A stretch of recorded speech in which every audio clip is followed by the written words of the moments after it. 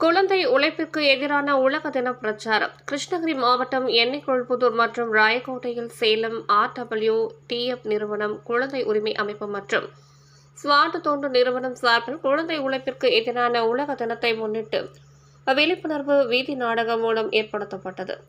இதில் கரகாட்டம், கோலாட்டம், விழிப்புணர்வு பாடல்கள் மூலம் ஸ்வாட் அதியமான் கலைக்குழுவினர் நடத்தினார்கள். அரசு உயர்நிலைப்பள்ளி தலைமை ஆசிரியர் விஜயகுமார், ஸ்வாட் இயக்குநர் ஜலாலுதீன் பங்கேற்று சிறப்புரையாற்றினார்கள். 500க்கும் மேற்பட்ட மாணவர்கள் மற்றும் பொதுமக்கள் கலந்து கொண்டு பயன்பெற்றனர்.